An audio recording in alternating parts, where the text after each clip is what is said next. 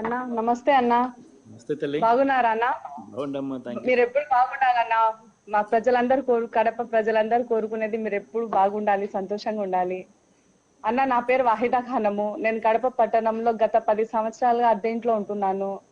అద్దె ఇంట్లో చాలా చాలా ఇబ్బందులు పడే వాళ్ళము. ఓనర్ వాళ్ళు ఎప్పుడు ఖాళీ చేయమంటే అప్పుడు ఖాళీ చేయాల్సి వస్తుందన్న. మళ్ళీ కొత్త ఇల్లు వెతుక్కోవాలి, మళ్ళీ వీధులు తిరగాలి. మా స్తోమతకు తగ్గ ఇల్లు దొరకదు. ఎలా ఎలా అనుకునే వాళ్ళము. అప్పుడు మీరు సచివాలయ వ్యవస్థ తీసుకొచ్చారన్నా, మీకు చాలా చాలా రుణపడి ఉంటాము. ఆ సచివాలయ వ్యవస్థ ద్వారా సచివాలయ సిబ్బంది మా ఇంటి దగ్గరికి వచ్చి, మీరు స్థలానికి అర్హులు ఉన్నారుమా, మీరు పత్రాలు తీసుకురండి, మేము డాక్యుమెంటేషన్ చేస్తామని ₹1 1 పైసా కూడా తీసుకోకుండా వాళ్ళు సేవతో పని చేసి, అనుకోకుండా ఒక రోజు ఇంటికి వచ్చారు సార్. వచ్చి మీకు స్థలం వచ్చింది, మా లేఅవుట్ కి రావాలి అన్నారు. వెళ్ళాము. నా స్థలం నాకు చూపించి మార్జిన్స్ వేసి చేతికి పట్టా ఇచ్చారు సార్. చాలా సంతోషం సార్. ఇది మీ పాలనలో జరిగింది సార్. నాకైతే అసలు ఈ 10 years నుంచి నాకు ఎప్పుడు రేషన్ కార్డు కూడా లేదు సార్. అది కూడా మీ ప్రభుత్వ పాలనలోనే వచ్చింది సార్. మీకు ధన్యవాదాలు సార్. అలాగే ఒక సామాన్య మహిళలకు కానీ ప్రజలకు కానీ డైరెక్ట్ గా మా గవర్నమెంట్ నుంచి ఏ పథకాలు కావాలన్నా కూడా ఇంత సులువుగా మీ పాలనలోనే జరిగింది సార్. మీకు చాలా కృతజ్ఞతలు సార్. అలాగే ఇల్లు కట్టుకోలేమని మీరు ఆలోచించి మీరు మళ్ళీ అడ్వాన్స్ పేమెంట్ కింద మాకు ₹20,000 ఇప్పించారు సార్. ఆ ₹20,000 కూడా మా వ్యక్తిగత ఖాతాలకు జమ చేయించారు సార్. మీకు ఇందుకు కూడా మీకు ధన్యవాదాలు సార్. ఆ అమౌంట్ మళ్ళీ ఇసుక ఉచితంగా ఇచ్చారు. కడ్డీలు సిమెంట్ కూడా నాణ్య రకమైన మెటీరియల్ మాకు అందించారు. అలాగే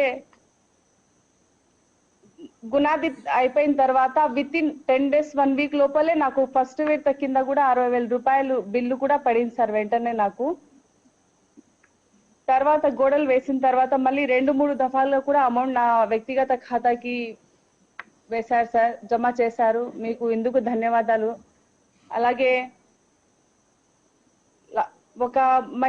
ఒక ఇల్లు కట్టుకుంటానా, నాకంటూ ఒక సొంత ఇల్లు ఉంటుందా అనేది నాకు కలగా ఉండేది సార్. అది మీ వల్ల నెరవేరింది సార్. మీకు హ్యాట్స్ ఆఫ్ సార్. నేను ఒక సొంత ఇల్లు కట్టుకుంటానంటే ఇంకా చెప్పలేదు సార్. నాకంటూ ఒక ఇల్లు ఉంది అనేసి చాలా సంతోషంగా ఉంది.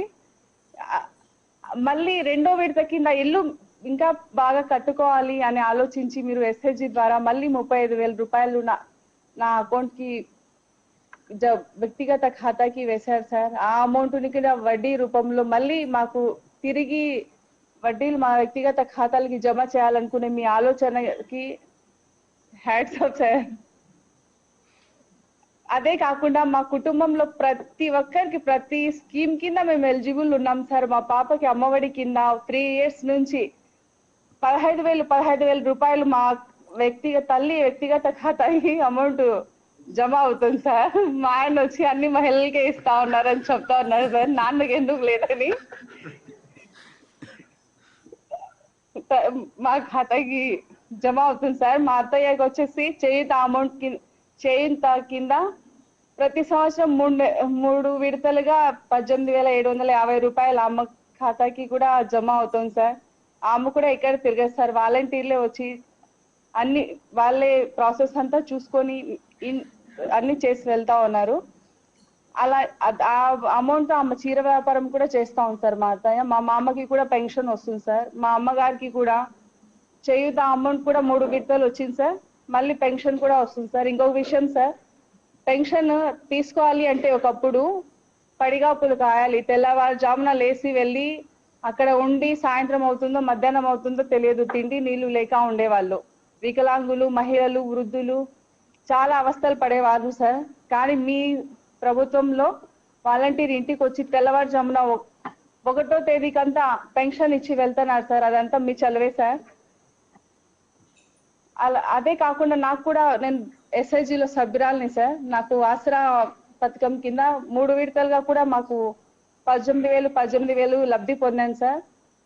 అలాగే ఒక 2 ఏళ్ల ముందు కోపర్తిలో 1,00,000 2 లక్షలు ఉండే స్థలం సైట్ వాల్యూ ఇప్పుడు 5 లక్షలు ఉంది సార్. ఫ్యూచర్ లో 10 లక్షలు కూడా కావచ్చు సార్. ఒక పేద మహిళ లక్షాధికారి కావాలా అనే మీ సంకల్పము గట్టిది సార్. అందుకే మేమందరం కూడా ప్రతి మహిళ లక్షాధికారి అవుతుంది సార్, అయింది కూడా ఇప్పుడు. అది కూడా మీ దయే సార్. కనీసం అంటే ఈ పథకాలన్నీ కలిపి ల్యాండ్ వాల్యూ, ఇల్లు, మీరు ఇచ్చిన 1,80,000 రూపాయలు మొత్తం కలిపి నా ఒక కుటుంబానికి 8 నుంచి 10 లక్షల వరకు లబ్ధి పొందాను సార్. మీకు ఇందుకు ధన్యవాదాలు సార్. థ్యాంక్ యూ తల్లి. All the best. Thank you.